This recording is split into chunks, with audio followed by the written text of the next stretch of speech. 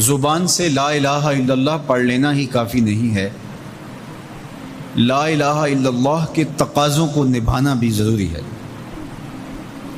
جب ہم یہ کہہ لیتے ہیں کہ ہم نے لا الہ الا اللہ محمد رسول اللہ پڑھ لیا، تو پھر اس کا مطلب یہ ہے کہ ہم دائرہ دین میں داخل ہوئے، اب ہماری اپنی خواہشات، آرزوئیں اور تمنائیں نہیں رہیں گی، دین جو ہمیں تلقین کرے گا وہی ہمارا طرز زندگی ہوگا۔ اگر کوئی شخص اللہ اور اس کے رسول کو مانتا ہے لیکن اللہ اور اس کے رسول کی نہیں مانتا، تو پھر اس نے ماننے کا حق ہی ادا نہیں کیا۔ اس لیے شریعت بیضا ہم سے اس بات کی متقاضی ہے کہ ہم اللہ اور اس کے رسول کی ہر بات کو مانیں، اور جو ان کی طرف سے ہمیں نظم زندگی اختیار کرنے کی تلقین کی گئی ہے وہ ہم اختیار کریں۔ آج SOPs کا تذکرہ ہے۔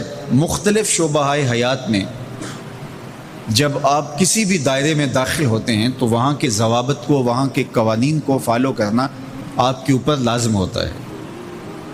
آپ شہری ہیں پاکستان کے، لیکن آپ کو کسی ملک میں سفر کرنا ہوتا ہے، تو جتنی دیر تک آپ وہاں رہتے ہیں تو آپ کو قوانین ان کے فالو کرنے ہوتے ہیں، ان کے ضوابط کے مطابق آپ کو وقت گزارنا ہوتا ہے۔ تو یہ بات اچھی طرح سے ذہن میں رکھیے گا کہ اسلام صرف اعتقادات کا نام ہی نہیں ہے، بلکہ یہ ہماری مکمل معاشرتی زندگی، ہماری مکمل اقتصادی زندگی، ہماری اخلاقی اقدار، ہماری تقویم، ہمارے رسوم و رواج، طرز معاشرت، ایک ایک چیز میں اسلام کامل، اکمل اور مکمل رہنمائی دیتا ہے۔ تو جب ہم ایمان کی دولت سے مالا مال ہو گئے تو پھر اسلام کے دیے ہوئے ضابطے کو ہمیں حرف بحرف پورا کرنا پڑے گا۔ تو جو شخص اسلام کے دیے گئے اصول و ضوابط کے مطابق زندگی گزارتا ہے اور صالح اعمال اس کی زندگی کا شعار بن جاتا ہے، تو پھر اللہ اس کو صلہ کیا دیتا ہے؟ ایک تو آخرت کا اجر ہے جو اس کو عطا کیا جائے گا، وہ تو ہے ہی ہے، لیکن اس دنیا کی زندگی میں بھی اللہ جل شانہ اس کو جزا کی صورت میں صالح، پاکیزہ، ستھری، مطمئن زندگی عطا کرتا ہے۔ اللہ اس کے لیے رزق حلال کے اسباب پیدا کر دیتا ہے۔ دیکھیے، جو میری اور آپ کی قسمت میں لکھا ہے، ہمارا جو مقسوم ہے، وہ ہمیں مل کے رہے گا۔ جب بچہ شکم مادر میں 120 دن کا ہوتا ہے، صحیح حدیث میں آتا ہے کہ اس کا رزق بھی لکھ دیا جاتا ہے، اس کی عمر بھی لکھ دی جاتی ہے، اس کا شقی و سعید ہونا بھی لکھ دیا جاتا ہے۔ یہ لکھ دیا گیا ہے، قلم اٹھا لیا گیا، سیاہی خشک ہو گئی، میرا اور آپ کا لکھا ہوا مقدور ہے، مقسوم ہے، وہ ہمیں ہر صورت میں مل کے رہے گا۔ لیکن یہ ہمارا اختیار ہے کہ ہم اس لکھے ہوئے کو، اس مقسوم کو حاصل کیسے کرتے ہیں، بذریعہ حلال حاصل کرتے ہیں یا بذریعہ حرام حاصل کرتے ہیں، تو یہ انسان پہ چھوڑا گیا ہے۔ لیکن جو شخص اچھے اعمال کے ذریعے سے اپنے رب کی رضا جوئی میں لگا رہتا ہے، تو اللہ اس کے مقسوم کو اس تک حلال ذرائع سے پہنچاتا ہے، اس کو اس کی توفیق نصیب کر دیتا ہے کہ وہ حرام کی طرف نظر بھی اٹھا کر نہیں دیکھتا اور وہ حلال رزق اختیار کرتا ہے۔ تو جو اچھے اعمال کرنے لگتا ہے، اللہ اس کے لیے ایسے راہ کشادہ کر دیتا ہے کہ اس کو نیکی کی توفیق دیتا ہے اور گناہوں سے اس کو محفوظ رکھتا ہے، اس کے لیے اسباب مہیا کر دیتا ہے۔ اللہ کے محبوب علیہ السلام نے ارشاد فرمایا، اذا اراد اللہ بعبد خیرا اصلہ، جب اللہ کسی شخص کی بھلائی کا ارادہ کرتا ہے تو اس کو شہد کی طرح میٹھا اور مرغوب بنا دیتا ہے۔ صحابہ نے پوچھا، یا رسول اللہ صلی اللہ علیہ وسلم وکیف اصلہ، اللہ اس کو کس طرح میٹھا کر دیتا ہے، کس طرح مرغوب بنا دیتا ہے؟ تو اللہ کے محبوب علیہ السلام نے ارشاد فرمایا کہ اللہ مرنے سے قبل اس کو اچھے اعمال کی توفیق نوازتا ہے، اور پھر فرمایا فیقبضہ علیہ، اور وہ نیکیاں کرنے لگ جاتا ہے کہ اللہ اس کی روح قبض کرتا ہے۔ تو جو نیک اعمال کرتا ہے، اللہ اس کے لیے پھر آسانیاں مزید پیدا کر دیتا ہے۔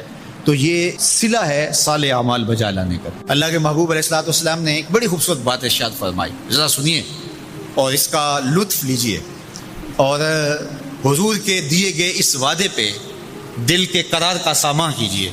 اللہ کے محبوب علیہ السلام نے ارشاد فرمایا کہ من یکفل لی اللہ یسأل الناس شیئا، جو شخص مجھے اس بات کی ضمانت دے کہ وہ اللہ کے علاوہ کبھی بھی کسی سے کوئی سوال نہیں کرے گا، جب بھی کوئی مشکل ہوئی، جب بھی تکلیف ہوئی، تو وہ سوال مالک کی دہلیز پہ کرے گا، وہ مصلی بچھائے گا اور رب سے کہے گا میرا مسئلہ یہ ہے۔ جو شخص مجھے یہ ضمانت دے کہ وہ اللہ کی دہلیز پہ اپنے سوال رکھے گا، اللہ کے علاوہ کسی سے نہیں کہے گا، اللہ کے محبوب فرماتے ہیں اتکفل لہ بالجنہ، میں اس کو جنت کی ضمانت دیتا ہوں۔ اور یہ روایت حضرت ثوبان رضی اللہ تعالی عنہ سے مروی ہے۔ حضرت ثوبان نے جب حضور سے یہ فرمان سنا تو انہوں نے کہا حضور میں ضمانت دیتا ہوں، میں زندگی بھر اللہ کے علاوہ کسی سے سوال نہیں کروں گا۔ اور صحابہ نے پھر اس پہ عمل کر کے دکھایا۔ صحابی کا کوڑا گرتا ہے اور وہ بھی گھوڑے سے نیچے اتر کے خود اٹھاتا ہے۔ کہا جاتا ہے جناب آپ نے کہہ دیا ہوتا ہم اٹھا کے دے دیتے۔ کہا نہیں، ہم نے حضور سے عہد کیا تھا کہ اللہ کے علاوہ کسی سے سوال نہیں کریں گے۔ تو انہوں نے اتنا لحاظ رکھا اور اپنے وعدے کی پاسداری اس انداز سے بھی کی۔ تو یہ ہے وہ دولت جو کسی بندے کو اللہ صالح اعمال کے نتیجے میں عطا کرتا ہے۔ حضرت حسن بصری رضی اللہ تعالیٰ عنہ فرماتے ہیں کہ یہ کسی شخص کا ضعیف یقین ہے کہ جو اس کے پاس موجود ہے اس پر اس کو اعتماد ہے، اور اس کا جو حصہ اللہ کے پاس موجود ہے اس پر اس کو اعتماد نہیں ہے۔ دیکھیے ایک شخص کے پاس کچھ پیسے موجود ہوں، اس کی جیب میں ہے، اس کے لاکر میں ہے، گھر میں ہے، اور ایک وہ اس کا مال ہے جو بینک میں پڑا ہوا ہے۔ تو جس طرح وہ اپنے ہاتھ میں موجود پیسوں پر مطمئن ہوتا ہے، بینک میں پڑے ہوئے پیسوں پر بھی ایسے ہی مطمئن ہوتا ہے، کہتا ہے وہ بھی میرے ہی ہیں۔ تو جو شخص بینک میں پڑے ہوئے پیسوں پر تو مطمئن ہے، گھر میں موجود رقم پر تو مطمئن ہے، اس کے ہاتھ میں، اس کی جیب میں جو ہے اس پر تو مطمئن ہے، اور اس کی قسمت کا جو ابھی اللہ کے پاس ہے، اس نے ابھی اس کو دیا نہیں، اس پہ مطمئن نہیں ہے، تو حضرت حسن بصری فرماتے ہیں اس سے بڑھ کر ذوف یقین اور کیا ہوگا کہ جو اس کے پاس ہے، جس کو چرایا جا سکتا ہے، جس کو چور کھینچ سکتا ہے، جو گر سکتا ہے، جو چھینا جا سکتا ہے، اس پہ تو یقین کر رہا ہے کہ یہ میرا ہے، اور جو اس کا حصہ اللہ کے ہاں ہے اس پہ یقین نہیں کر رہا۔ تو کہا کہ اس سے بڑھ کر پھر اور ذوف کیا ہو سکتا ہے۔ اس لیے اپنی زندگی میں قناعت کا نور رکھنے والے ہی مطمئن زندگی گزارتے ہیں۔ ابن جوزی نے کہا تھا کہ جس شخص کی زندگی میں قناعت آ گئی تو اس کی زندگی مطمئن ہو گئی، اور جس شخص کی زندگی میں طمع آ گیا اس کی زندگی گھٹن کا شکار ہوگی، اذیت کا شکار ہو گئی۔ حضرت سہل بن سعد الساعدی رضی اللہ تعالی عنہ سے یہ روایت مروی ہے کہ ایک شخص حضور کی خدمت میں آیا اور اس نے حضور سے ایک عجیب سوال کیا۔ اس نے کہا حضور مجھے کوئی ایسا عمل ارشاد فرما دیجئے کہ اگر میں وہ کروں تو مجھ سے اللہ بھی پیار کرے اور اللہ کی مخلوق بھی مجھ سے پیار کرے۔ ایک عمل ایسا بتا دیجئے اگر میں وہ عمل بجا لاؤں تو اللہ مجھ سے پیار کرے اور اس کی مخلوق بھی مجھ سے پیار کرے۔ اللہ کے محبوب نے اس کو جو جواب دیا اس کا مفہوم سن لیجئے۔ آقا کریم نے فرمایا جو دنیا میں موجود ہے، میسر ہے، اس سے بے رغبت ہو جا۔ تیری ضرورتیں تو پوری ہوں گی، اس میں تو کوئی شک نہیں، لیکن تیری رغبت ادھر نہ رہے، زہد فی دنیا اختیار کر لے، تو تجھ سے اللہ پیار کرے گا کہ یہ بندہ دنیا میں رہ کے بھی دنیا کا نہیں میرا ہے۔ اور جو لوگوں کے پاس ہے ان سے بے نیاز ہو جا تو لوگ تجھ سے پیار کریں گے۔ اور اگر تو لوگوں کی جیبوں پہ نظر رکھے گا اور لوگوں کی دولت میں، ان کے مال میں تجھے رغبت ہوگی تو فرمایا کہ پھر لوگ تجھ سے دور ہٹ جائیں گے۔ تو اللہ قناعت کا نور عطا فرماتا ہے شخص کو جو اچھے اور صالح اعمال بچا لائے۔